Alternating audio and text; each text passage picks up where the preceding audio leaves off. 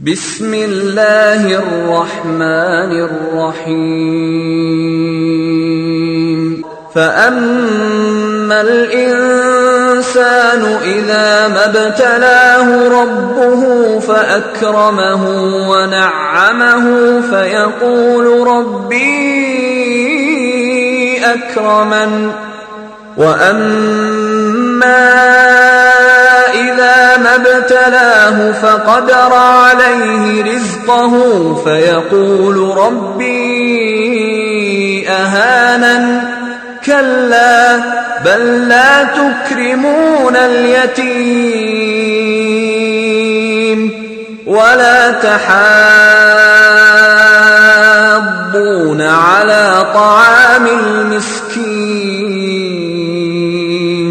وتأكلون التراث أكلا لما وتحبون المال حبا جما كلا إذا دكت الأرض دكا دكا وجاء ربك والملك صفا صفا بسم الله والحمد لله والصلاة والسلام على رسول الله اللهم صل على محمد وعلى آل محمد. നമ്മൾ കഴിഞ്ഞ ക്ലാസ്സിൽ സൂറത്തുൽ ഫജ്റിലെ 14 ആയത്തുകളാണ് വിശദീകരിച്ചത്. വൽ ഫജ്ർ വലയാലിൻ അശ്ർ വശഫ്ഇ വൽ വത്ർ വല്ലൈലി ഇദാ യസ്ർ ഹൽ ഫീ ദാലിക ഖസമുൽ ലദീ ഹിജ്ർ അലം തറ കൈഫ ഫഅല റബ്ബുക ബിആദിൻ ഇറമ ദാതിൽ ഇമാദി അല്ലതി ലം യുഖ്ലഖ മിസ്ലുഹാ ഫിൽ ബിലാദ് വസമുദ അല്ലദീന ജാബു الصخر بالواد وفرعون ذي الأوتاد الذين طغوا في البلاد فأكثروا فيها الفساد فصب عليهم ربك صوت عذاب إن ربك لبالمرصاد. വിശദീകരിച്ചല്ലേ. ഇനി അതിൻ്റെ തുടർച്ച فأما الإنسان إذا ما ابتلاه ربه فأكرمه ونعمه فيقول ربي أكرمن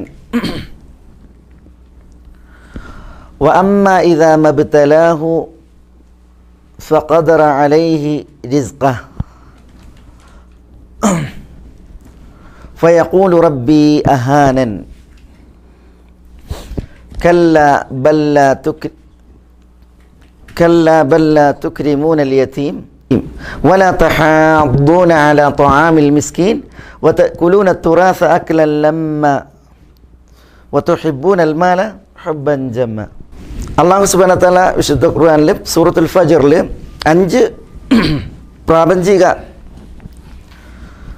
വസ്തുതകളെ കൊണ്ട് സത്യം ചെയ്ത് ആണ് നമ്മൾ തുടക്കത്തിൽ ഫജ്ർ, ലയാലിൻ അശ്ർ, ശഫ്അ, വത്ർ, പിന്നെ വല്ലൈൽ ഇദാ യസ്രി, ഈ സത്യങ്ങൾ നിർവഹിച്ചിട്ട് അള്ളാഹു സുബ്ഹാനഹു വ തആല അതിൽ ബുദ്ധിയുള്ളവർക്ക് സത്യമില്ലേ എന്ന് ചോദിച്ച്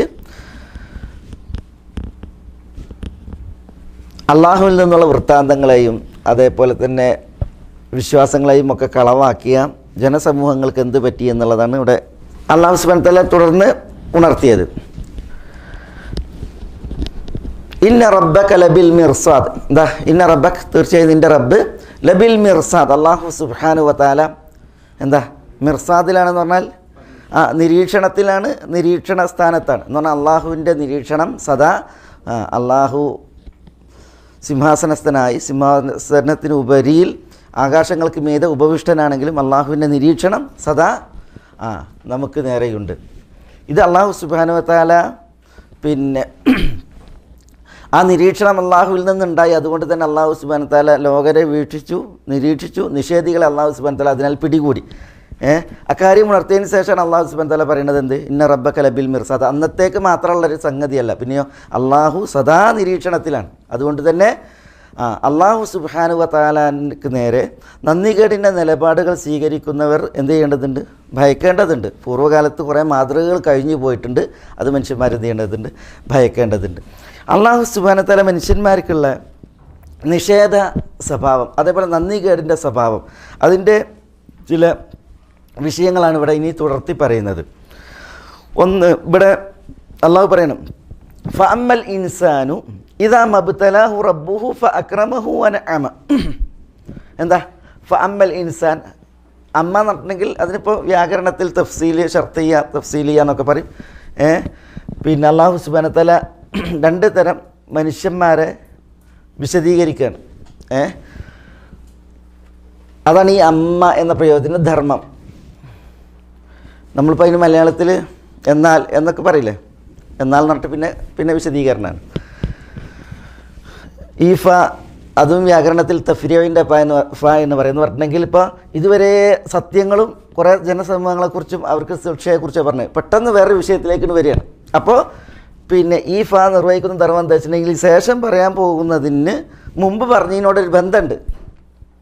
കോർവയിൽ അത് പ്രത്യക്ഷത്തിൽ വായിക്കാൻ കഴിയുന്നില്ലെങ്കിലും എന്നുണ്ട് ആശയത്തിൽ ബന്ധമുണ്ട് എന്നുള്ളത് അറിയിക്കാനാണ് ഈ ഫ. ഏതായാലും ഫഅമ്മൽ ഇൻസാൻ എന്നാൽ മനുഷ്യൻ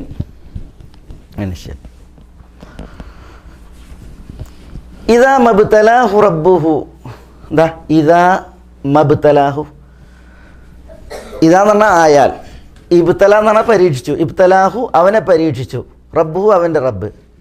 അപ്പോൾ ഇദാ മബ്തലാഹു റബ്ബുഹു എന്നാണ്. ഈ മാ ഇല്ലാതെ തന്നെ ഇദാ ഇബ്തലാഹു അവനെ പരീക്ഷിച്ചാൽ, റബ്ബുഹു അവൻ്റെ റബ്ബ്. ഇബ്തല എന്ന് പറഞ്ഞാൽ പരീക്ഷിച്ചു, ഇബ്തല പരീക്ഷിച്ചു. വൈദ് ഇബ്തല ഇബ്രാഹിം റബ്ബുഹു, ഇബ്രാഹിം നബിയെ റബ്ബ് പരീക്ഷിച്ചപ്പോൾ. ഇബ്തല എന്ന് പറഞ്ഞാൽ പരീക്ഷിച്ചു, ഇബ്തലാഹു അവനെ പരീക്ഷിച്ചു, റബ്ബുഹു അവൻ്റെ റബ്ബ്. ഇവിടെ മാ വന്നത് അത് ജായിദത്താണ് എന്ന് പറഞ്ഞിട്ടുണ്ടെങ്കിൽ ആ ആശയത്തെ ബലപ്പെടുത്താൻ. മനുഷ്യനെ തൻ്റെ റബ്ബ് പരീക്ഷിച്ചാൽ അതെന്തിനാണ് ഈ മാ അവിടെ വന്നത് എന്നുള്ളത് ഇൻഷാ അല്ലാഹ് നമുക്ക് മനസ്സിലാക്കാം.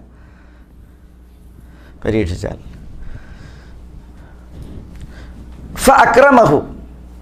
ഫഅക്രമഹു ആ പരീക്ഷണത്തിൻ്റെ ഭാഗമായിട്ട് അക്രമഹു അവനെ എന്താ അള്ളാഹു ആദരിച്ചു, റബ്ബ് ആദരിച്ചു.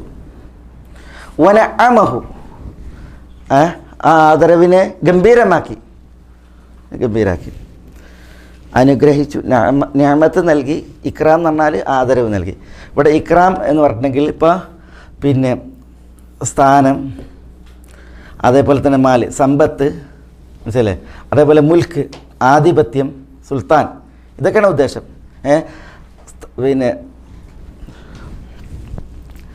ജാഹ് എന്ന് പറഞ്ഞാൽ പദവി, സ്ഥാനം, മുൽക്ക് എന്ന് പറഞ്ഞാൽ ആധിപത്യം, മാൽ എന്ന് പറഞ്ഞാൽ സമ്പത്ത്, ഇവകളിലൂടെ ആദരിക്കുക, അതാണ് ഇക്രാം. വനഅമഹു അവന് നിഅമത്ത് നൽകുകയും ചെയ്തിട്ടുണ്ടെങ്കിൽ ഈ ആദരവിനെ അല്ലാഹു സുബ്ഹാനഹു വ തആല വിശാലമാക്കി നന്നായിട്ട് കൊടുത്തു എന്നർത്ഥം. അപ്പോൾ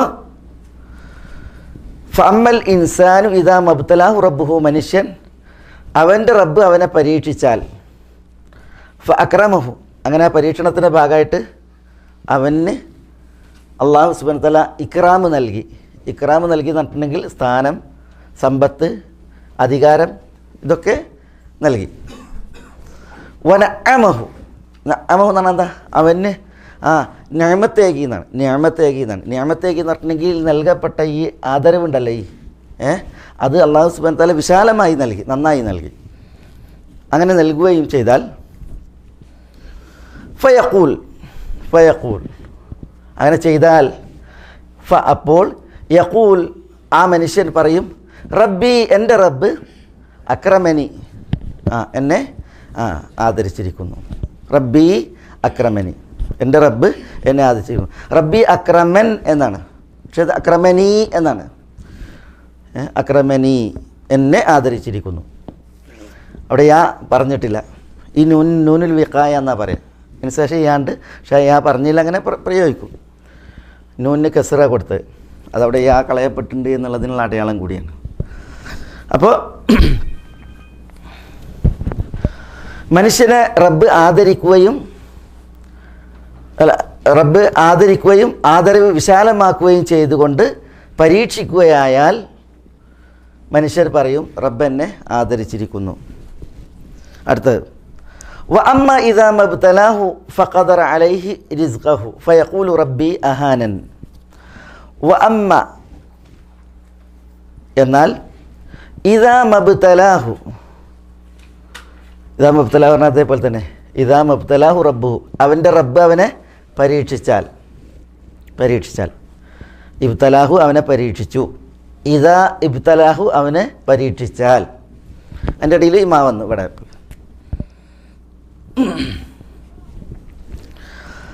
ഫഖദറ അലൈഹി റിസ്ഖഹു, ഫഖദറ അലൈഹി, അങ്ങനെ ഫ എന്ന് പറഞ്ഞാൽ അങ്ങനെ ഈ പരീക്ഷിച്ചിട്ട് ആ പരീക്ഷണത്തിൻ്റെ ഭാഗമായി ഫൗൽ ഫസീഹ.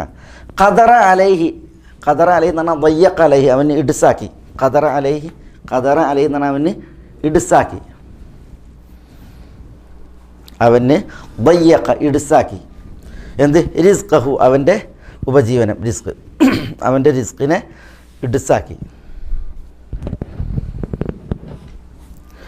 അപ്പോൾ അമ്മ ഇതാമബ്തല, മനുഷ്യനെ തൻ്റെ റബ്ബ് പരീക്ഷിച്ചാൽ, ഫഖദറ അലൈഹി റിസ്ഖഹു, അവൻ്റെ റിസ്ക് ഇടുസാക്കി കൊണ്ട് പരീക്ഷിച്ചാൽ, ഫയഖൂൽ, അപ്പോൾ മനുഷ്യൻ പറയും റബ്ബി, എൻ്റെ റബ്ബ് അഹാനനി.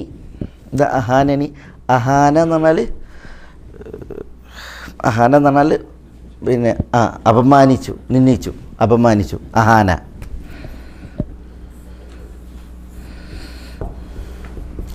അതാണ് ക്രിയ. പിന്നെ അഹാനനി എന്നാണ്, അഹാനനി.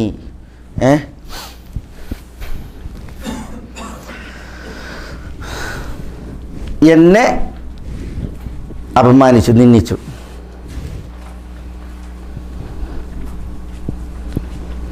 അപ്പോൾ മനുഷ്യൻ പറയും എൻ്റെ റബ്ബെന്നെ നിന്ദിച്ചിരിക്കുന്നു.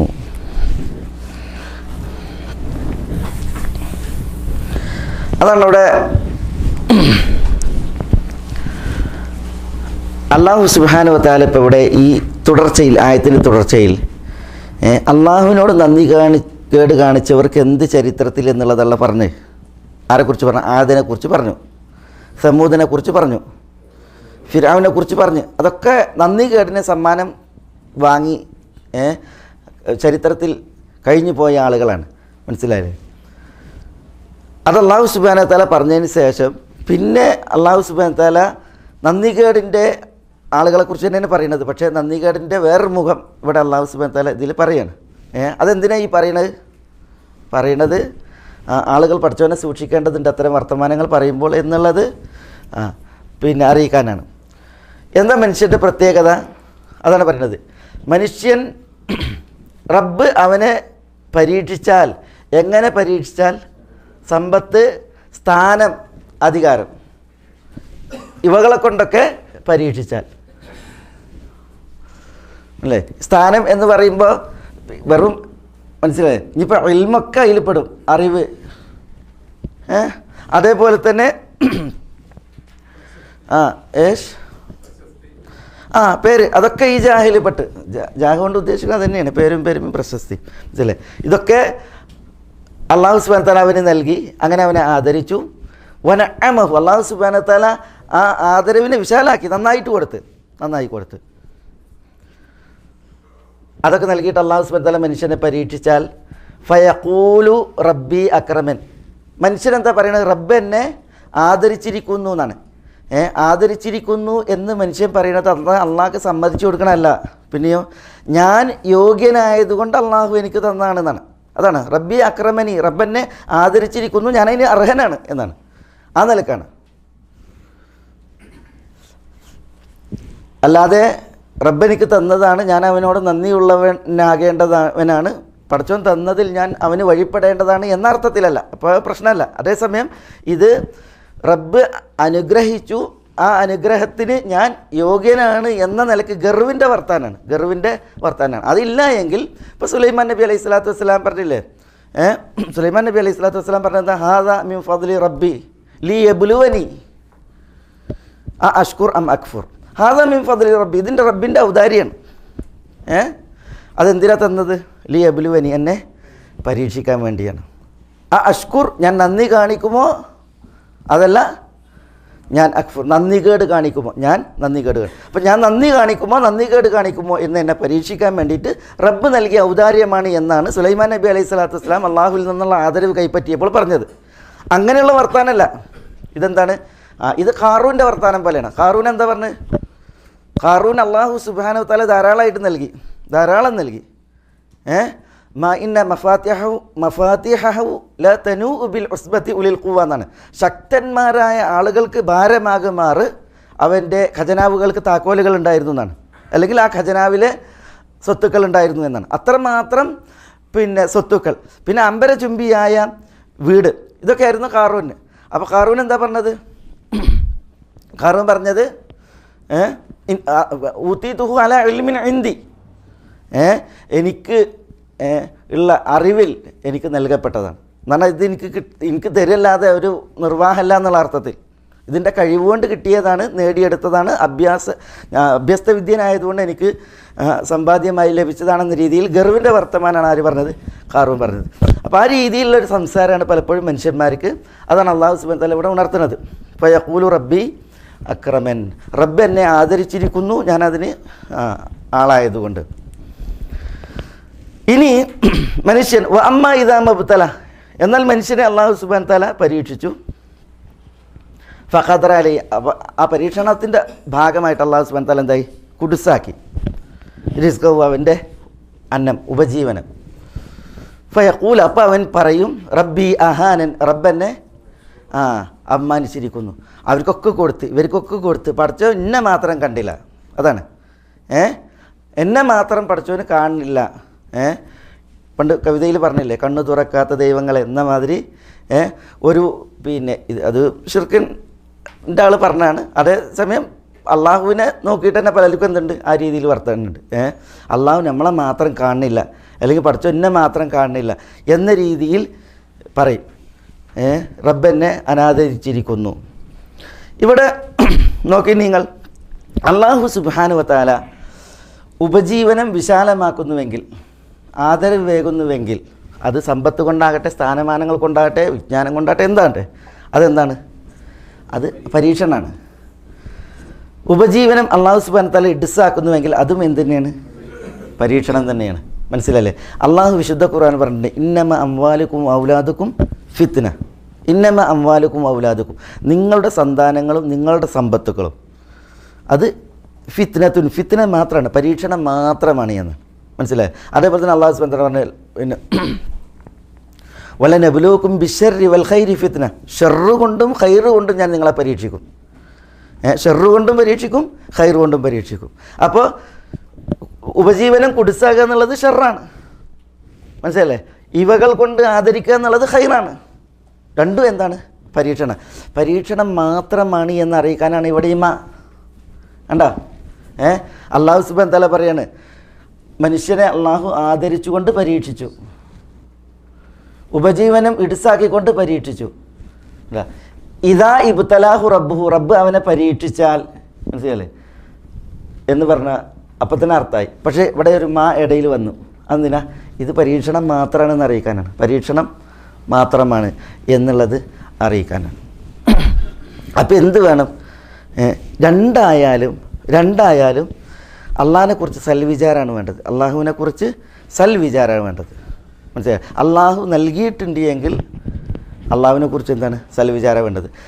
അതാണ് സുലൈമാൻ നബി അലൈഹി സ്വലാത്തു വസ്സലാമയുടെ ഉദാഹരണം. ഇത് റബ്ബിൻ്റെ ഔദാര്യമാണ്, റബ്ബ് ഇതുകൊണ്ട് എന്നെ പരീക്ഷിക്കുകയാണ്, ഞാൻ നന്ദി കാണിക്കുമോ, ഞാൻ നിന്ന കാണിക്കുമോ, അതിന് നന്ദികേട് കാണിക്കുമോ എന്ന് നോക്കാൻ വേണ്ടി. അതാണ് അനുഗ്രഹം കിട്ടുമ്പോൾ പറയേണ്ടത്. ഇനി ഉപജീവനം തടസ്സമായിട്ടുണ്ടെങ്കിൽ, കുടിസായിട്ടുണ്ടെങ്കിൽ എന്താ പറയേണ്ടത്? ഇതും റബ്ബിൻ്റെ പരീക്ഷണമാണ്. ഞാൻ ക്ഷമിക്കുമോ, ഞാൻ സഹിക്കുമോ എന്നുള്ളത്, ഇത് തരണം ചെയ്യുമോ, എങ്ങനെ തരണം ചെയ്യും, ഇത് പരീക്ഷിക്കാൻ റബ്ബിൻ്റെ ഒരു പരീക്ഷണമാണ്. എനിക്ക് ഉപജീവനം കുടിസായത് എന്ന രീതിയിലാണ് എന്ത് ചെയ്യേണ്ടത്? അതിനെ വായിക്കേണ്ടത്. അതിനെന്താ വേണ്ടത്? അതിന് വേണ്ടതൊരു വിശ്വാസിക്ക് ഈ ഒരു അഡ്രസ്സാണ്. എന്താ? ഹുസ്നുദ്ദൻ. ഹുസ്നുദ്ദൻ എന്ന് പറഞ്ഞത് സൽവിചാരം. ആരുമായി? അള്ളാഹുമായിട്ടുള്ള സൽവിചാരം. എപ്പോഴും പഠിച്ചവനെ കുറിച്ച് നമുക്ക് എന്താ വേണ്ടത്? സൽവിചാരം വേണ്ട. റസൂലുള്ളാഹി സ്വല്ലല്ലാഹു അലൈഹി വസല്ലം നമ്മളോട് പറഞ്ഞിട്ടുണ്ട്,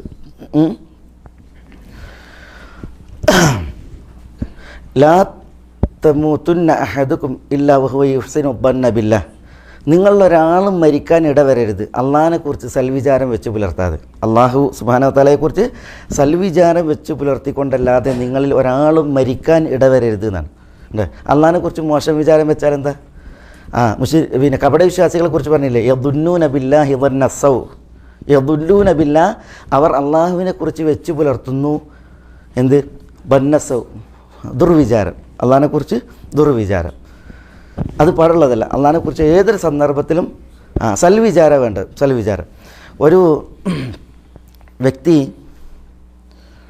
പിന്നെ മരണാസന്നനായിട്ട് കിടക്കുക.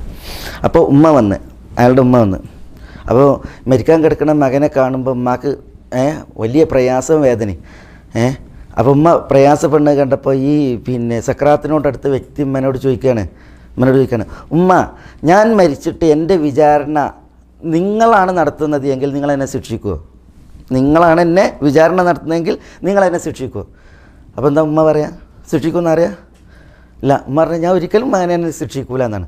അപ്പം ഉമ്മനോട് മകൻ പറയാണ്, എങ്കിൽ ഉമ്മ നിങ്ങളെക്കാൾ എന്നോട് റഹ്മത്തുള്ള ആളാണ് ഒരു അള്ളാഹു, നിങ്ങളെക്കാൾ എന്നോട് റഹ്മത്തുള്ളവനാണ് അള്ളാഹു, അതുകൊണ്ട് റബ്ബ് ഒരിക്കലും എന്ത് ചെയ്യൂല, എന്നെ ശിക്ഷിക്കൂല എന്നാണ്. ആറാബി എന്നോട് പറയാണ്, ഇന്ന ഖമയ്യത്ത്, ഒരാറാബി, ഈ ആറാബി പറഞ്ഞാൽ ഗ്രാമീണരാണല്ലോ, അവർ ആ ഗ്രാമീണയുടെ പ്രകൃതിയിൽ പിന്നെ ഉള്ളതാണ് പറയും തുറന്നടിച്ച്. അപ്പോൾ ആറാബിനോട് പറയണത് ഇന്ന ഖമയ്യത്ത്, നിങ്ങൾ മരിക്കാൻ പോവാണ്. അപ്പോൾ ആറാബ് പറയാണ്, സുമ്മ ഇല ഐൻ, മരിച്ചു കഴിഞ്ഞാൽ എടുക്കുക പറഞ്ഞ് ഇല അള്ളാഹുവിലേക്ക്. അപ്പോൾ ആറാബി പറയാണ്, ജീവിതത്തിൽ ഉടനീളം വല്ല ഖൈറും കണ്ടിട്ടുണ്ടെങ്കിൽ അള്ളാഹിൻ്റെ അടുത്ത് കണ്ടിട്ടുള്ളൂ, എന്തൊരു നന്മ കിട്ടിയിട്ടുണ്ട് അത് എവിടുന്നേ കിട്ടിയിട്ടുള്ളൂ, അള്ളാഹിനെ കിട്ടിയിട്ടുള്ളൂ. അപ്പോൾ മരിച്ചിട്ട് അങ്ങോട്ടാണ് പോകണമെങ്കിൽ മനസ്സിലായില്ലേ, ജീവിതനാളിൽ മുഴുവൻ നന്മ നൽകി അള്ളാഹു അവിടുന്ന് എന്തേ കിട്ടുള്ളൂ, തരുള്ളൂ, നന്മയെ തരുള്ളൂ. മനസ്സിലായോ? അപ്പോൾ ഇതൊക്കെ എന്താ?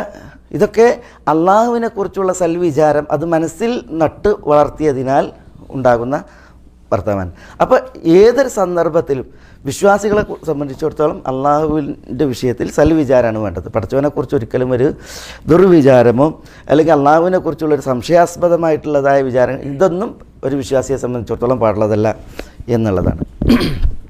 ഈ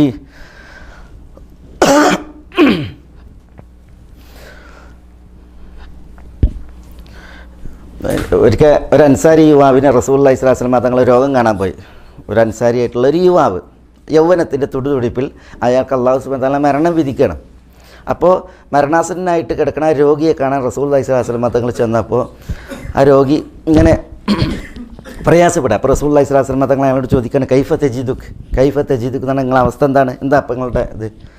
അപ്പോൾ അയാളുടെ മേനിൻ്റെ വേദനയോ അല്ലെങ്കിൽ ശരീരത്തിൻ്റെ കുഴച്ചിലോ അതൊന്നല്ല പറയുന്നത്. അയാൾ പറയണത്, ഇന്നി അഖാഫുല്ലാഹ വ അർജു റഹ്മത. എന്താ?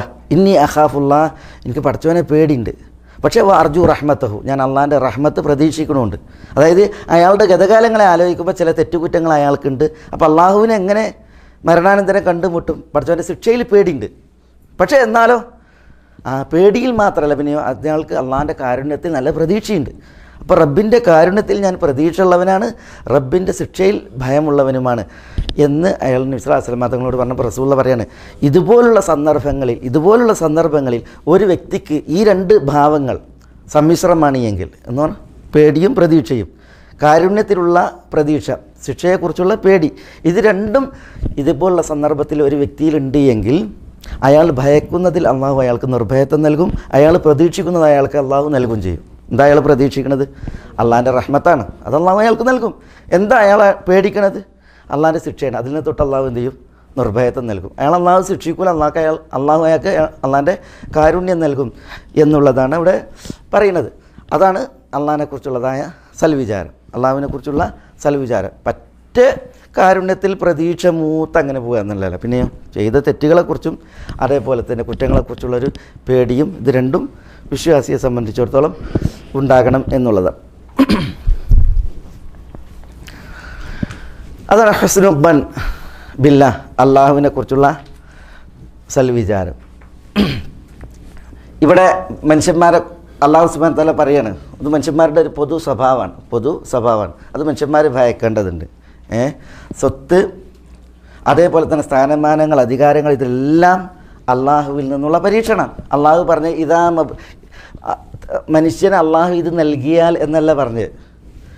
അതേപോലെ മനുഷ്യൻ്റെ ഉപജീവനം ഇടുസാക്കിയാൽ എന്നല്ല പറഞ്ഞത്, ഇടുസാക്കി പരീക്ഷിച്ചാൽ.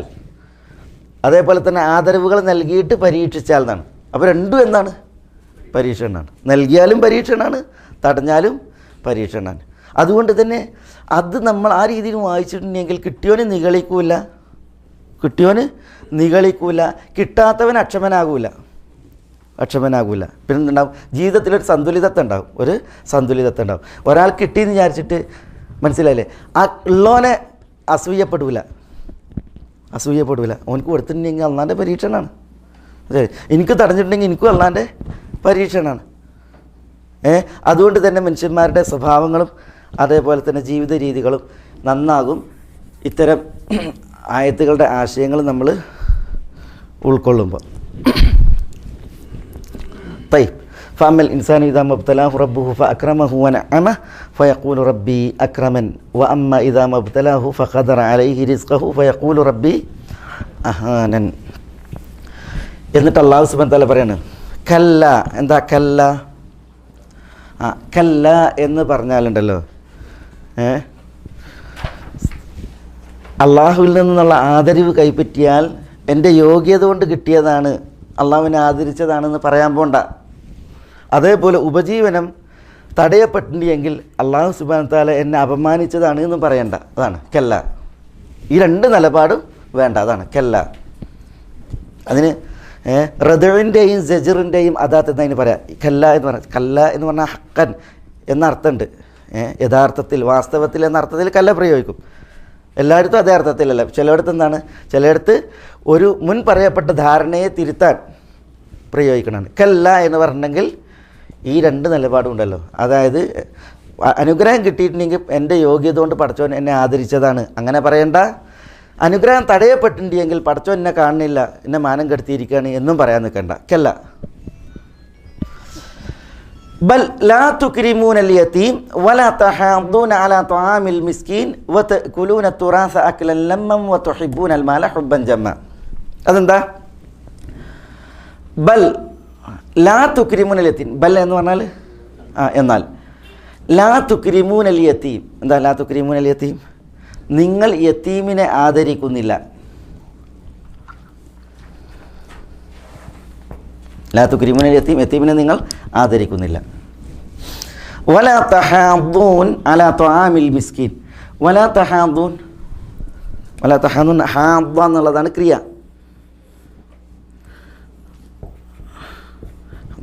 ഹബ്ബ അല എന്ന് പറഞ്ഞാൽ പ്രേരിപ്പിക്കുക എന്നർത്ഥം. ഹബ്ബ അല പ്രേരിപ്പിക്കുക. അതിനുണ്ടായതാണ് ഈ ഹാദ. ഹാദു ഇവിടെ തഹാദൂൻ എന്നുള്ള അർത്ഥത്തിൽ നിങ്ങൾ അന്യോന്യം പ്രേരിപ്പിക്കുന്നില്ല എന്നാണ്. തഹാദൂൻ എന്ന് പറഞ്ഞാൽ തഹാദൂൻ, നിങ്ങൾ അന്യോന്യം പ്രേരിപ്പിക്കുന്നില്ല, പ്രോത്സാഹിപ്പിക്കുന്നില്ല. എന്തിന്? അലാ ത്വാമിൽ മിസ്കീൻ, മിസ്കീൻ്റെ ഭക്ഷണത്തിന്, മിസ്കീന് ഭക്ഷണം നൽകുന്ന കാര്യത്തിൽ. താം എന്ന് പറഞ്ഞാൽ ഇത്താം എന്നർത്ഥം, ഭക്ഷിപ്പിക്കുക. തൈ. അപ്പോൾ ലാ തുക്രിമൂനൽ യതീം, യതീമിനെ നിങ്ങൾ ആദരിക്കുന്നില്ല. വലാ തഹാദൂൻ, നിങ്ങൾ അന്യോന്യം പ്രോത്സാഹിപ്പിക്കുന്നില്ല, പ്രേരിപ്പിക്കുന്നില്ല. അലാ തുആമിൽ മിസ്കീൻ, അലാ ഇത്ആമിൽ മിസ്കീൻ, മിസ്കീന് അന്നം നൽകുന്നതിൽ. വതഅകുലൂന തുറാസ് അക്ലൻ ലമ്മ. വതഅകുലൂൻ, നിങ്ങൾ ഭക്ഷിക്കുന്നു. തുറാസ് എന്ന് പറഞ്ഞാൽ മീറാസ്, അനന്തര സ്വത്ത്. വറസ എന്നുള്ളതാണ് ക്രിയ, അതിൽ നിന്നാണ് തുറാസ്. ശരിക്കും അത് ഇതിൻ്റെ അസല് ഉറാസാണ്. വറസ എന്നുള്ള ക്രിയ ആകുമ്പോൾ എങ്ങനെയാണ് വരേണ്ടത്? എരിസു ഉറാസ് എന്നാണ് വരേണ്ടത് അല്ലേ? ഇങ്ങനെ കുറേ ക്രിയകളുണ്ട്. ഇപ്പോൾ വക്ക എന്ന് പറഞ്ഞാൽ അതിനാണ് തഖ്വ അല്ലേ? വുക്കാത്ത് എന്നാണ് വേണ്ടത്. പക്ഷേ നമ്മൾ ഖുറാനിൽ ഹക്ക തുക്കാത്തി എന്നല്ല പറയുന്നത്. വുക്കാത്ത് തുക്ക എന്നാണ് നമ്മൾ ഖുറാനിൽ വായിക്കുന്നത്, മനസ്സിലല്ലേ? വുക്ക എന്നുള്ളതിന് തുക്ക. അതേപോലെയാണ് ഇവിടെ വറസ തുറാസ്. അങ്ങനെ വേറെ കുറേ പദങ്ങളുണ്ട്. വാവിനെ താ ആക്കിയിട്ട് മറിക്കും. വാവിനെ താ ആക്കിയിട്ട് മറിച്ചിട്ട് തുറാസ്. ഇബ്ദാലി ഏലാലി ഇബ്ദാലിട്ട് ഒരു അധ്യായം തന്നെ ഉണ്ട് വ്യാകരണത്തിൽ. അല്ല, ഞാൻ ഈ തുറാസ് എങ്ങനെ വന്നു എന്നുള്ളത് മനസ്സിലാക്കാനാണ് അതിൻ്റെ ഒരു ഉദാഹരണം പറഞ്ഞത്. ഉറാസ് എന്നുള്ളതാണ്, പക്ഷേ വാവിനെ താ ആക്കിയിട്ട് മറിച്ചിട്ട് തുറാസ്. ഭാഷയിൽ അങ്ങനെ പ്രയോഗിക്കും. കുലൂന തുറാസ്, അനന്തര സ്വത്ത് നിങ്ങൾ തിന്നുന്നു. അഖിലൻ ലമ്മൻ, അഖിലൻ ലമ്മൻ എന്ന് പറഞ്ഞാൽ എന്താ? മുച്ചൂടും ഒന്നായിട്ട്. അതിൻ്റെ ഉദാഹരണം പറയുമ്പോൾ മനസ്സിലാവും എങ്ങനെയാണ് അത് തിന്നിരുന്നത് എന്നുള്ളത്.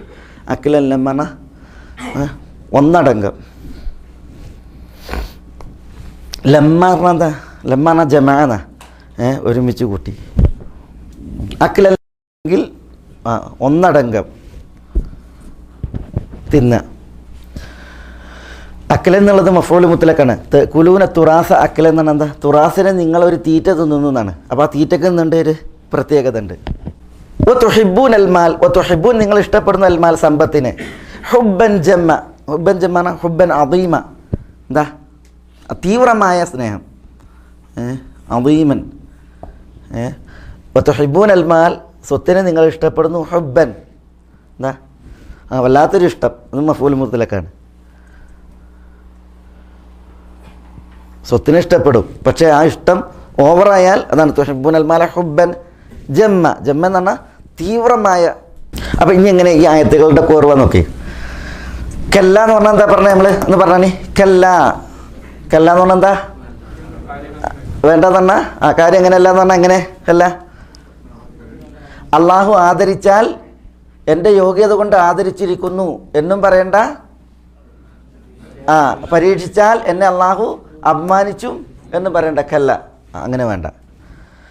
ബൽ, ഈ ഈ ഈ പറച്ചിൽ മാത്രമല്ല ഉള്ളത്, ഇത് പറയുക മാത്രമല്ല ഉള്ളത്. പിന്നെയോ മനുഷ്യന്മാർക്ക് വേറെ ചില ഗുണങ്ങൾ കൂടിയുണ്ട്. ബൽ, ഇത് മാത്രമല്ല. ബൽ എന്ന് പറഞ്ഞാൽ ഇദ്റാബിൽ ഇൻതിഖാലി എന്ന് വ്യാകരണത്തിൽ പറയാം അറബി ഭാഷയിൽ. അത് മാത്രമല്ല ഉള്ളത്. പിന്നെന്താ? ലാ തുക്രിമൂനൽ യതീം, നിങ്ങൾ യതീമുകളെ ആദരിക്കുന്നില്ല. വലാ തഹാദൂന അലാ ത്വാമിൽ മിസ്കീൻ, മിസ്കീനെ ഭക്ഷിപ്പിക്കുന്നതിൽ നിങ്ങൾ അന്യോന്യം പ്രോത്സാഹിപ്പിക്കുന്നില്ല, പ്രേരിപ്പിക്കുന്നില്ല. കുലൂന തുറാസ അഖിലല്ലമ്മ, തുറാസിനെ നിങ്ങൾ ഒന്നായിട്ട് തിന്നുന്നു എന്നാണ്, ഒന്നടങ്കം തിന്നുന്നു എന്നാണ്.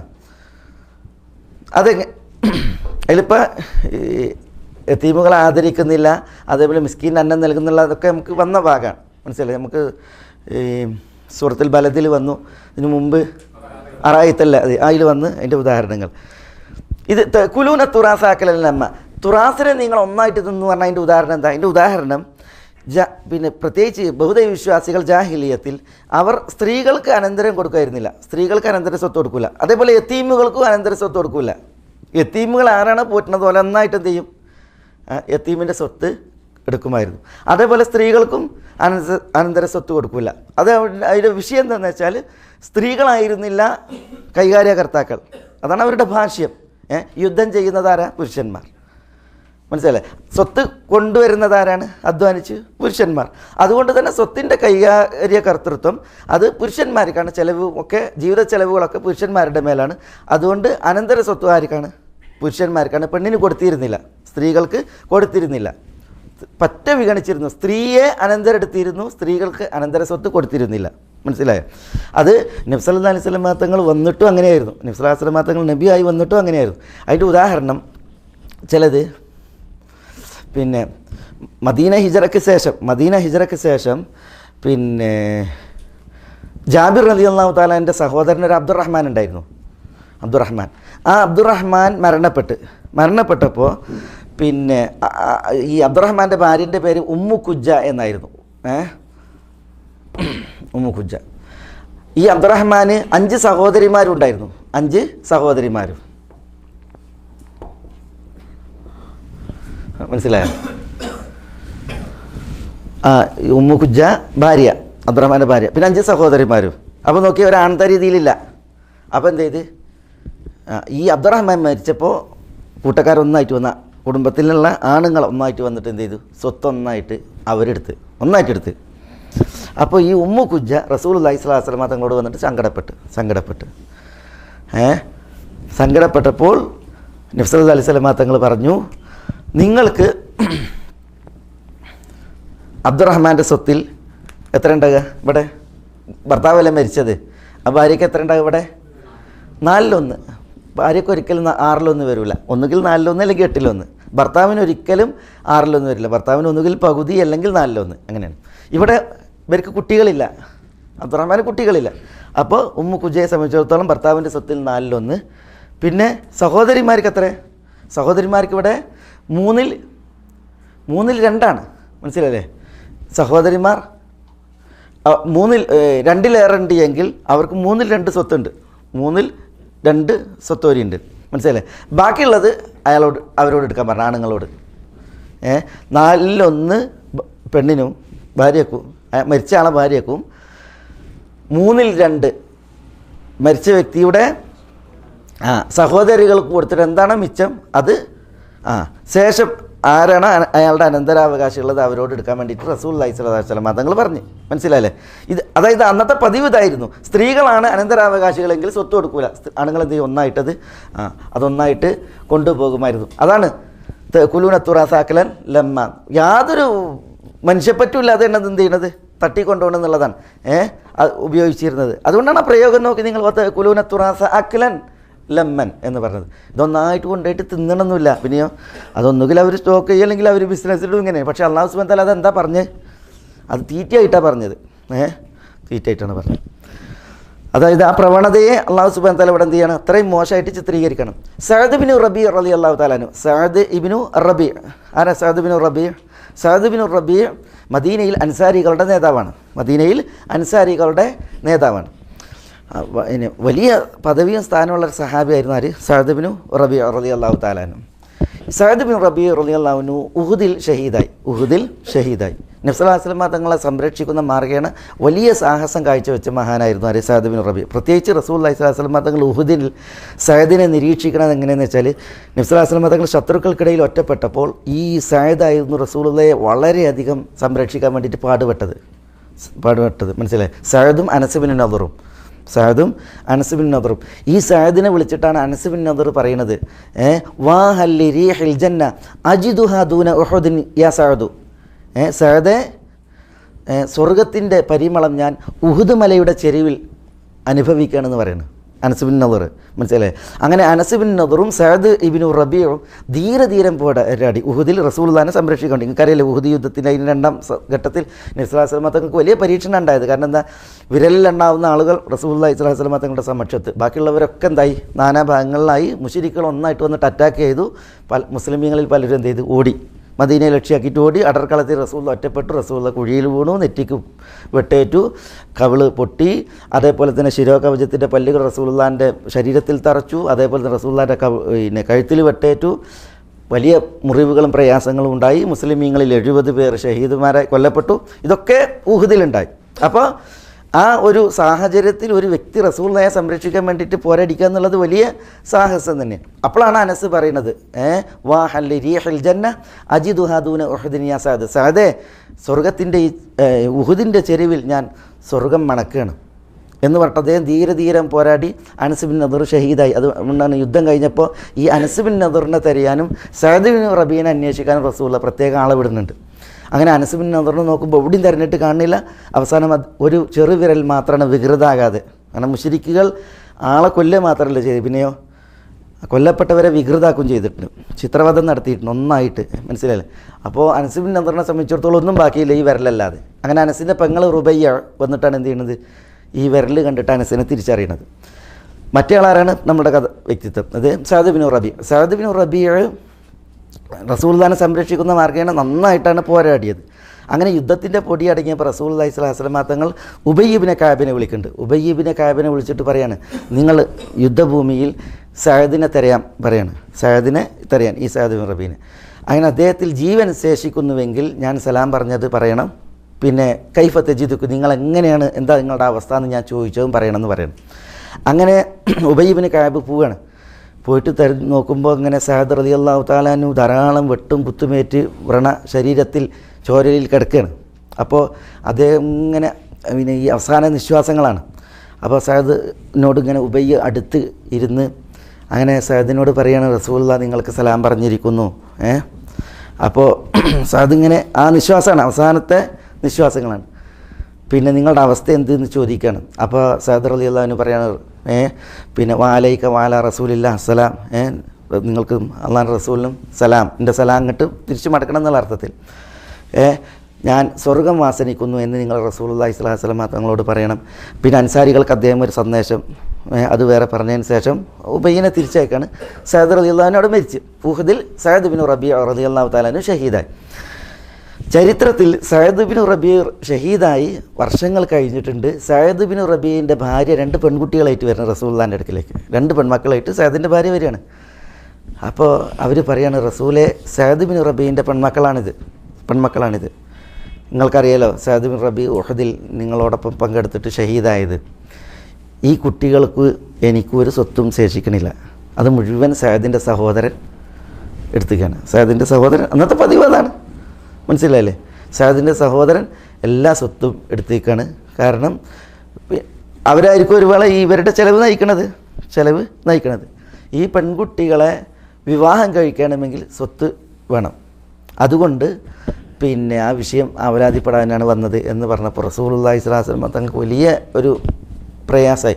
റസൂലുള്ളാഹി സ്വല്ലല്ലാഹു അലൈഹി വസല്ലം തങ്ങൾ അവരോട് വാക്ക് കൊടുത്തു, അല്ലാഹു സുബ്ഹാനഹു വ തആല നിങ്ങളുടെ വിഷയത്തിൽ ഇപ്പോൾ വിധി അവതരിപ്പിക്കും, അള്ളാഹിൻ്റെ വിധി വരും എന്ന് പറഞ്ഞ്. അങ്ങനെയാണ് യൂസിക്കുമുല്ലാഹു ഫി ഔലാദിക്കും ലിദ്ദക്കരി മിസ്ല ഹദ്ദിൽ ഉൻസയൈൻ എന്ന് പറഞ്ഞിട്ടുള്ളതായ ആയത്തിറങ്ങുന്നത്. അവിടെയും റസൂലുള്ളാഹി സ്വല്ലല്ലാഹു അലൈഹി വസല്ലം തങ്ങൾ പറഞ്ഞു, നിങ്ങൾക്ക് സഅദിൻ്റെ സ്വത്തിൽ 8/1, സഅദിൻ്റെ സ്വത്തിൽ സഅദിൻ്റെ ഭാര്യയ്ക്ക് എത്ര? 8/1. സഅദിൻ്റെ മക്കൾക്കോ 3/2. 2 പെൺമക്കളല്ലേ? 2 പെൺമക്കളാണ്. 8/1 സ്വത്ത്. കാരണം സഅദിന് കുട്ടികളുണ്ട്, അതുകൊണ്ട് തന്നെ ഭാര്യയ്ക്ക് 8/1. സഅദിൻ്റെ 2 പെൺമക്കൾക്ക് 3/2, സ്വത്തിൻ്റെ 3/2. ബാക്കി ആർക്കുള്ളതാണ്? ബാക്കി സഅദിൻ്റെ സഹോദരന് മാത്രമല്ല, വേറെ അതിൽ സ്വത്ത് അനന്തരെടുക്കാൻ അർഹരായ ആളുകളുണ്ടെങ്കിൽ അവർക്കുള്ളതാണ്. ഏതായാലും പിന്നെ ഈ വിധി നബി സല്ലല്ലാഹു അലൈഹി വസല്ലം തങ്ങൾ വിധിച്ചത് കാണുവാൻ സാധിക്കും. മനസ്സിലായോ? അപ്പോൾ ഇവിടെ അതിൽ നമുക്ക് മനസ്സിലാക്കാനുള്ള വിഷയം എന്താണെന്ന് വെച്ചിട്ടുണ്ടെങ്കിൽ, സ്ത്രീകൾക്ക് സ്വത്ത് കൊടുത്തിരുന്നില്ല, അതേപോലെ തന്നെ കുട്ടികൾക്കും സ്വത്ത് കൊടുത്തിരുന്നില്ല. ആണുങ്ങളായിരുന്നു സ്വത്തൊന്നായിട്ട് എന്ത് ചെയ്തിരുന്നത്? കൈ അളിയിരുന്നത്. ഏത് സ്വത്ത്? അനന്തര സ്വത്ത്, മിറാസ്. മനസ്സിലായില്ലേ? അപ്പോൾ അല്ലാഹു സുബ്ഹാനഹു വ തആല വിഷയം പിന്നെ ഇത് ഈ ആയത്തിറങ്ങാനുള്ള സംഭവമല്ല ഞങ്ങളോട് പറഞ്ഞത്. പിന്നെയോ അന്നത്തെ പൊതു സ്വഭാവം മനസ്സിലാക്കാനുള്ള ഒരു ഉദാഹരണമാണ് പറഞ്ഞത്. മനസ്സിലായില്ലേ? അങ്ങനെയായിരുന്നു അന്നത്തെ ജാഹിലിയത്തിൽ. സ്ത്രീകൾക്ക് സ്വത്ത് കൊടുത്തിരുന്നില്ല, സ്ത്രീകൾ അനന്തരെടുക്കുക എന്നുള്ളതല്ലാതെ പെണ്ണിന് കൊടുത്തിരുന്നില്ല. ഇസ്ലാം ഇന്ന് ഉണ്ടല്ലോ, ഇന്ന് ആളുകൾ ഇസ്ലാമിന് പകുതി ഇരട്ടത്തിയാണ് ഇസ്ലാമിനെ ആക്ഷേപിക്കുക. ഒന്നും സ്ത്രീക്ക് കൊടുത്തിരുന്നില്ല. ആ ഒരു സാഹചര്യത്തിലാണ് എന്ത് ചെയ്തത്? സ്വത്ത് സ്ത്രീക്ക് കൊടുക്കണം, അനന്തര സ്വത്ത് കൊടുക്കണം എന്ന് പറഞ്ഞത്. അത് പകുതി കൊടുക്കണം എന്നല്ല പറഞ്ഞത്. പിന്നെയോ അങ്ങനെയാണ് ആളുകൾ മനസ്സിലാക്കിയത്, പെണ്ണിന് പകുതി. ഇസ്ലാം പറഞ്ഞത് പെണ്ണിന് പകുതി വരുന്ന സ്ഥലമുണ്ട്, അവിടെ പകുതി. പെണ്ണിന് മുഴുവൻ കൊടുക്കേണ്ട സ്ഥലമുണ്ട്, അവിടെ പെണ്ണിന് മാത്രം കൊടുക്കേണ്ട സ്ഥലമുണ്ട്, അവിടെ പെണ്ണിന് മാത്രം. പെണ്ണിനും ആണിനും ഒരുപോലെ കൊടുക്കേണ്ട സ്ഥലമുണ്ട്, അവിടെ പെണ്ണിനും ആണിനും ഒരുപോലെ. ഇപ്പോൾ ഉദാഹരണത്തിന് ഒരു മനുഷ്യൻ മരിച്ച്, മനസ്സിലായി? ഒരു സെയ്ദ് മരിച്ച്, ഇവിടെ സെയ്ദില്ലല്ലോ, ഒരു സെയ്ദ് മിനന്നാസ് മരിച്ച്. ഈ സെയ്ദിന് പിന്നെ ഉമ്മ ഉണ്ട്, മനസ്സിലല്ലേ? സെയ്ദിന് ഒരു മകനുമുണ്ട്, മനസ്സിലായി? ഒരു മകനുണ്ട് ബക്കർ. പിന്നെ സെയ്ദിന് വാപ്പിയുണ്ട്. കണ്ട ഈ ഉദാഹരണത്തിൽ സെയ്ദ് മരിച്ചപ്പോൾ സെയ്ദിന് മകനുണ്ട്, ഉമ്മ ഉണ്ട്, വാപ്പുണ്ട്. മനസ്സിലായില്ലേ? സെയ്ദിൻ്റെ ഉമ്മാക്ക് സെയ്ദിൻ്റെ സ്വത്തിൽ 6/1 കിട്ടും, വാപ്പാക്ക് 6/1 കിട്ടും. ബാക്കി സ്വത്ത് ആർക്കുള്ളതാണ്? സെയ്ദിനുള്ളതാണ്. മനസ്സിലായി? അപ്പോൾ സെയ്ദ് 6 റിയാൽ ബാക്കി വെച്ചിട്ടാണ് മരിച്ചത് എങ്കിൽ 1 റിയാൽ ഉമ്മാക്ക്, 1 റിയാൽ വാപ്പാക്ക്, ബാക്കി എത്ര? 4 റിയാൽ. ഇതാർക്കുള്ളതാണ്? സെയ്ദിൻ്റെ മകനുള്ളതാണ്. ഇവിടെ നോക്കി നിങ്ങൾ, ആണുമുണ്ട് പെണ്ണുമുണ്ട് ഈ മസലയിൽ. ആണിന് പെണ്ണിൻ്റെ പകുതിയാ, അല്ലെങ്കിൽ പെണ്ണിന് ആണിൻ്റെ പകുതിയാ? അല്ല. പിന്നെ പെണ്ണിനും ആണിനും തുല്യമാണ്. അപ്പോൾ എല്ലാ വിഷയത്തിലും ആണിന് പകുതി അല്ല പെണ്ണിന് പകുതി എന്ന് പറയുന്നത് ശരിയല്ല. എനിക്ക് തോന്നുന്നത് ചില മസാലകളിലുണ്ടല്ലോ, ആണിന് വീതം കിട്ടൂല, പെണ്ണിനെ കിട്ടുള്ളൂ. അനന്തര സ്വത്ത് ഓരിയേക്കുന്ന ചില സന്ദർഭങ്ങളിൽ ആണിന് ഓരി വരില്ല, പെണ്ണിനെ വരുള്ളൂ. ആണ് തടയപ്പെടുന്നതായ മസാലകളുണ്ട്. മനസ്സിലായി? ശരിയാണ്. ചില വിഷയങ്ങളിൽ അല്ലാഹു സുബ്ഹാനഹു വ തആല ജീവിത ചെലവുകൾ പെണ്ണിന് നിശ്ചയിച്ചിട്ടില്ല. ജീവിത ചെലവ് ആർക്കാണ് നിശ്ചയിച്ചത്? ആണിനാണ്. ആണാ ചെലവിന് കൊടുക്കുന്നത്. മനസ്സിലായി? പെണ്ണിൻ്റെ ചെലവ് വഹിക്കേണ്ട ഒരു ബാധ്യതയും പെണ്ണിനില്ല. അതുള്ളതോടൊപ്പം പെണ്ണിന് എന്ത് ചെയ്തിട്ടുണ്ട്? ആണിനും പെണ്ണിനും സ്വത്ത് കൊടുക്കേണ്ടടുത്ത് പകുതി പെണ്ണിന് പറഞ്ഞിട്ടുണ്ട്. അത് മനസ്സിലാകണ്ട. അതായത് ഒരു മസലയിൽ ആണും പെണ്ണും സ്വത്ത് എടുക്കണം. ഇവിടെ നോക്കി നിങ്ങൾ തുല്യമായത് എന്തുകൊണ്ടാ? ഇവിടെ തുല്യമായത് എന്തുകൊണ്ടാ? രണ്ടാൾക്കും ചെലവിൻ്റെ ബാധ്യത അല്ല. ചെലവിൻ്റെ ബാധ്യത ആയിരിക്കാം? മകനാണ്. മകൻ്റെ കീഴിലാണ് ആര്? വാപ്പിയും ഇമ്മയും. അതുകൊണ്ട് നോക്കി നിങ്ങൾ രണ്ടാൾക്കും തുല്യമാണ്.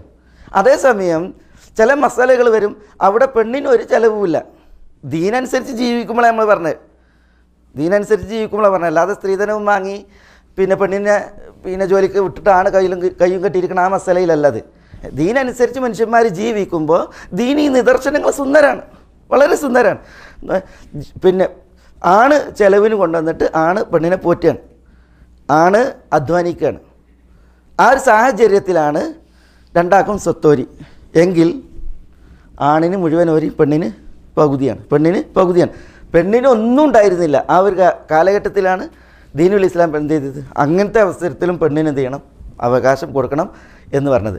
അപ്പോൾ ആണും പെണ്ണും ഉണ്ട് എങ്കിൽ പെണ്ണിന് എന്ത് കിട്ടും? പെണ്ണിന് പകുതി കിട്ടും. ഈ ഉദാഹരണത്തിൽ തന്നെ ഇപ്പോൾ ഒരു വ്യക്തി മരിച്ചു. അപ്പോൾ ഒരാൾക്ക് ആൺമക്കളുമുണ്ട് പെൺമക്കളുമുണ്ട്. ആൺമക്കളുമുണ്ട് പെൺമക്കളുമുണ്ട്.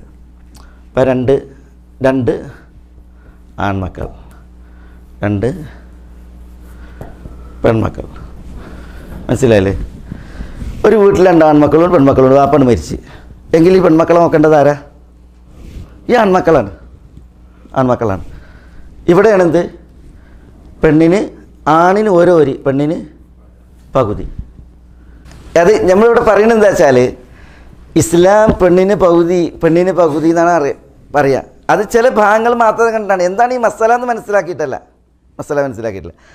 അനന്തരാവകാശ നിയമങ്ങൾ നമ്മൾ അൽനൂർ ഓൺലൈനിൽ ഏതാനും ക്ലാസ്സുകളുണ്ട്. അതിൽ ഞാൻ തുടക്കത്തിലൊരു ക്ലാസ്സിൽ ഈ ആണിന് സ്വത്ത് കിട്ടാതെ പെണ്ണിന് മാത്രമേ കിട്ടുള്ളൂ. ചില മസാലകൾ വെച്ചാൽ ആണില്ല, പെണ്ണിന് മാത്രമേ കിട്ടുള്ളൂ. അങ്ങനെ മസാലകളുണ്ട്. ചിലയിടത്ത് ആണിനും പെണ്ണിനും തുല്യമാണ്. മനസ്സിലായി? ആണിൻ്റെ മേലെ എപ്പോഴാണ് ചിലവ് വരിക? പെണ്ണിന് ചിലവഴിക്കേണ്ട ഒരവസ്ഥ ആണിന് എപ്പോഴാണ് വരിക? ആ സന്ദർഭങ്ങളിലാണ് ആണിന് പെണ്ണിനേക്കാൾ കൂടുതൽ. വളരെ നീതിനിഷ്ഠവും യുക്തിഭദ്രവുമായിട്ടുള്ളതായ ഒരു നിയമവ്യവസ്ഥയാണ് ഇസ്ലാമിൽ അനന്തരാവകാശ നിയമം. അല്ലാഹു സുബ്ഹാനഹു വ തആല വിശദീകരിച്ചു. അതേപോലെ തന്നെ നബി സല്ലല്ലാഹു അലൈഹി വസല്ലം തങ്ങളും അത് വിശദീകരിച്ചു.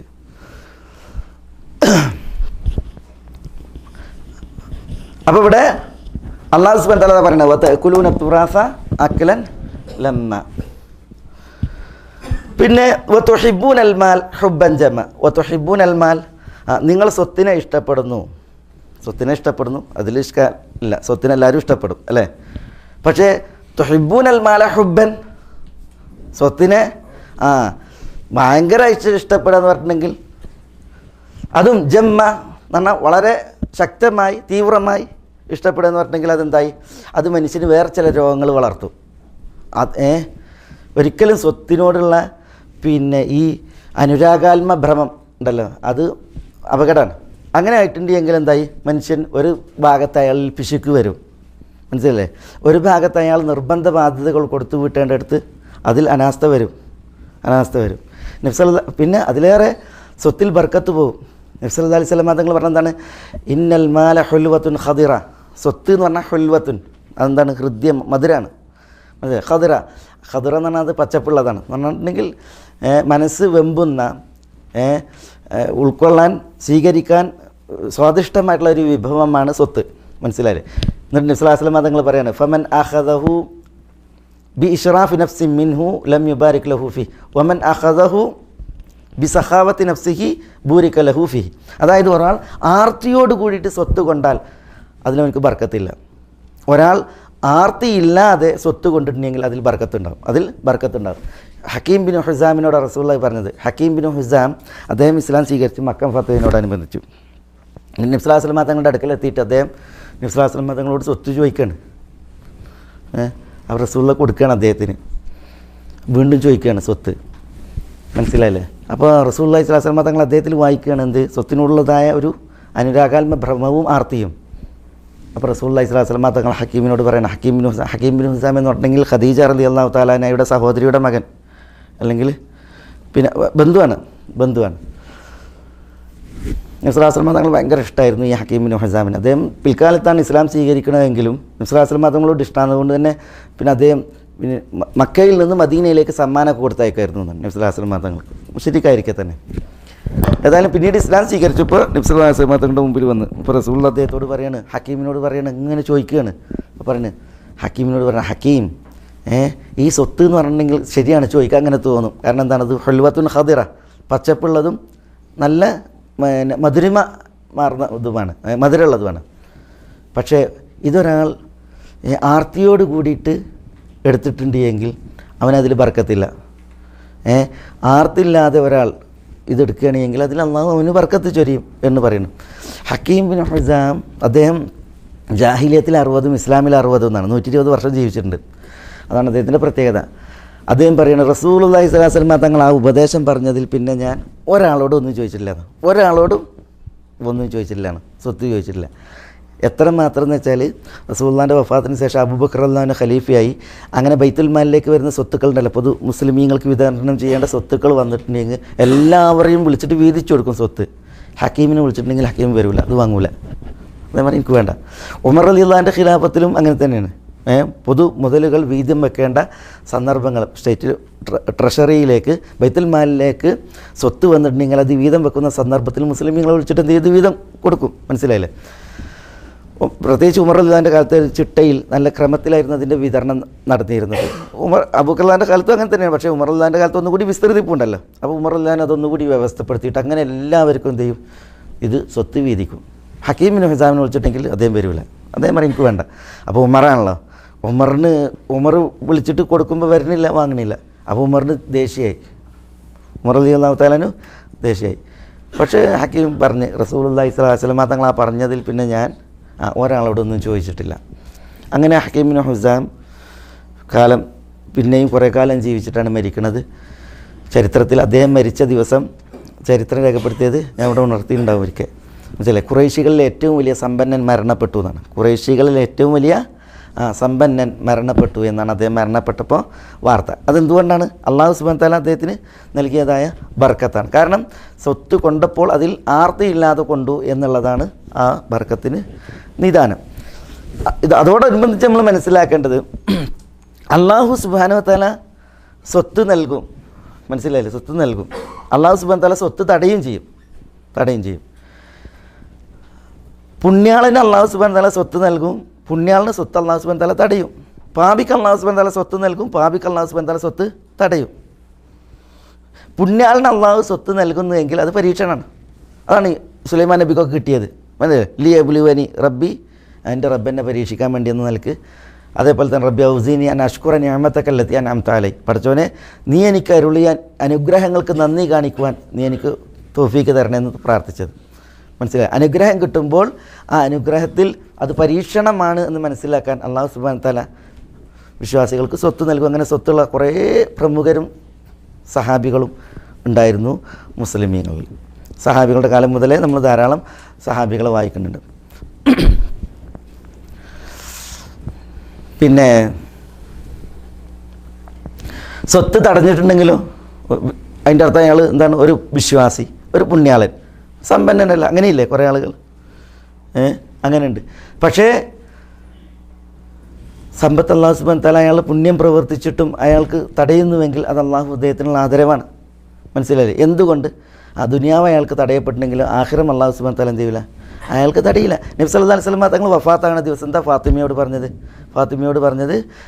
റസൂലുള്ള വഫാത്താകുന്ന ദിവസം ആ വീട്ടിൽ വിളക്കിൽ പാരാൻ എണ്ണല്ലാത്ത വിധമാണ്. റസൂലുള്ളാഹി സ്വല്ലല്ലാഹു അലൈഹി വസല്ലം തങ്ങളുടെ അടുത്തുണ്ടായിരുന്ന ഇതൊക്കെ ദീനാറുകളൊക്കെ റസൂലുള്ള ദാനം ചെയ്തു. അതേപോലെ തന്നെ റസൂലുള്ളാഹി സ്വല്ലല്ലാഹു അലൈഹി വസല്ലം തങ്ങൾ പിന്നെ ഒന്നും ശേഷിപ്പിച്ചിട്ടില്ല. ലൈസ അല അബീക്കി അയ്യ ഖറബിൻ ബാദൽ യൗം എന്നാണ്. ഈ ദിവസത്തിന് ശേഷം ഇനി വാപ്പാക്ക് ഒരു പ്രയാസവും ഞെരിക്കുമല്ല എന്നാണ്. മനസ്സിലല്ലേ? അള്ളാഹു സുബ്ഹാനഹു വ തആല ആഖിറം ഗംഭീരാക്കും, ദുനിയാവ് അല്പം തടഞ്ഞിട്ടുണ്ടെങ്കിൽ. അങ്ങനെ അള്ളാഹു സുബ്ഹാനഹു വ തആല എന്ത് ചെയ്യും? അപ്പോൾ പുണ്യാളന്മാരോട് ഈ ദുനിയാവിൽ അള്ളാഹിൻ്റെ സുന്നത്ത് അങ്ങനെ ഉണ്ട്. പാപികളെ സംബന്ധിച്ചിടത്തോളം അള്ളാഹു പാപം ചെയ്തിട്ടും പാപികൾക്ക് നൽകുന്നു. അതിൻ്റെ അർത്ഥം എന്താ? അത് ഇസ്തിദ്റാജാണ്. അള്ളാഹു കൊടുക്കും. പക്ഷേ അള്ളാഹു സുബ്ഹാനഹു വ തആല പിന്നീട്, കാരണം ഈ ദുനിയാവ് എന്ന് പറഞ്ഞാൽ റസൂലുള്ളാഹി സ്വല്ലല്ലാഹു അലൈഹി വസല്ലം തങ്ങൾ പറയുന്നത്, ദുനിയാവിന് അള്ളാഹിൻ്റെ അടുക്കൽ ഒരു ജനാഹ് ബഊള, കൊതുകിൻ്റെ ചിറകിനോളം അള്ളാഹിൻ്റെ അടുത്ത് ഇതിന് വിലയല്ല. മനസ്സിലായില്ലേ?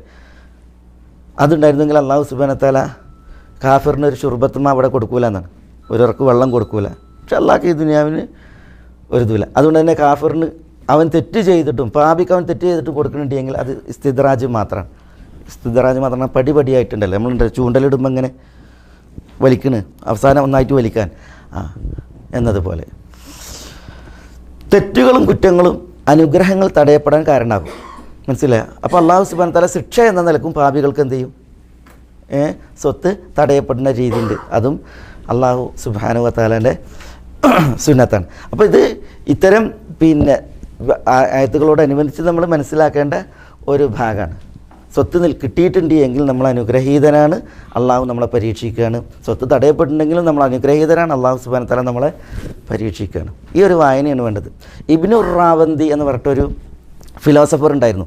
അയാളൊരു മുഅ്തസിലി ചിന്താഗതിക്കാരനായിരുന്നു. പിന്നീട് അയാൾ പറ്റ വൃത്തികെട്ടൊരു മനുഷ്യനായി മാറി. ഇബ്നു റാവന്തി ഭയങ്കര ബുദ്ധിജീവിയായിരുന്നു.